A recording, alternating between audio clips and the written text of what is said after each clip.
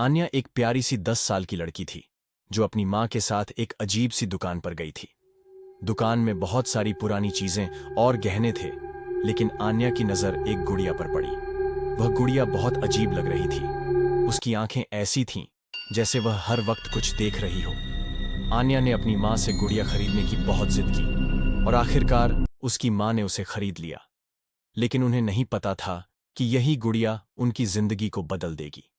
वह रात सब कुछ सामान्य था, लेकिन जब रात गहरी हो गई, आन्या अपने कमरे में अकेली थी और गुड़िया से बात करने लगी। वह उसे जिंदा जैसे समझकर उससे बातें करने लगी। जब उसके माता पिता ने दरवाजा खटखटाया और पूछा कि वह किससे बात कर रही है, तो उसने जवाब दिया, गुड़िया।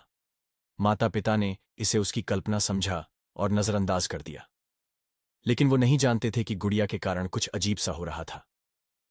दिनों दिन आन्या का व्यवहार बदलने लगा। वह पहले की तरह खुश नहीं रहती थी और हमेशा कुछ सुनने की तरह दिखती थी। एक दिन उसका छोटा भाई सीढ़ियों पर खेल रहा था और बिना किसी वजह के आन्या ने उसे धक्का दे दिया। वह गिरकर नीचे लुढ़क गया। माता पिता घबरा गए। उन्हें समझ में नहीं आया कि उनकी प्यारी बेटी ऐसा क्यों कर रही थी। डॉक्टर ने भी इसे मानसिक समस्या मानकर टाल दिया, लेकिन माता पिता को महसूस हुआ कि कुछ बहुत गलत हो रहा था। एक रात जब घड़ी आधी रात को बजी, आन्या की आंखें चमकीली लाल हो गईं। वह अपने पिता के बिस्तर के पास खड़ी थी और एक डरावनी मुस्कान के साथ देख रही थी। उसकी मां डर के मारे चिल्लाई, लेकिन आन्या अपने पिता पर झपटी और उसे मारने की कोशिश करने लगी। किसी तरह पिता बच गए, लेकिन अब वे समझ गए थे कि कुछ बुरी ताकत ने उनकी बेटी को जकड़ लिया था।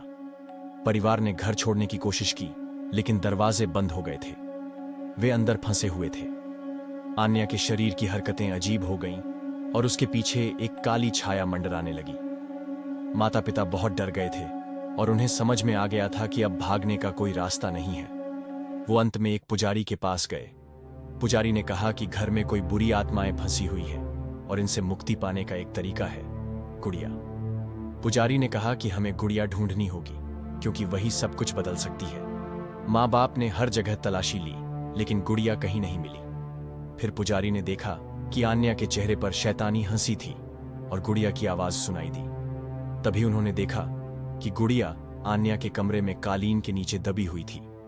जैसे ही उन्होंने उसे निकाला, आत्माएं वापस लौट आईं और सब कुछ और डरावना हो गया। एक अदृश्य ताकत ने मां को अंधेरे में खींच लिया और वह डर के मारे चिल्लाई, गुड़िया को जला दो, हमारी बेटी को बचा लो। पिता ने दिल टूटते हुए गुड़िया को आग में फेंक दिया। जैसे ही लपटें गुड़िया को भस्म करने लगीं, आत्माएं दर्द में चीखने लगीं और धीरे धीरे गायब हो गईं। आन्या की आंखें फिर से सामान्य हो गईं, लेकिन कीमत बहुत बड़ी थी। मां ने अपनी जान गंवा दी और परिवार टूट गया, लेकिन आन्या अब मुक्त हो चुकी थी। अगर ऐसे ही कहानी पसंद आती है तो हॉरर कर्स चैनल को सब्सक्राइब करें, और अगर यह कहानी पसंद आई तो उसको लाइक करें।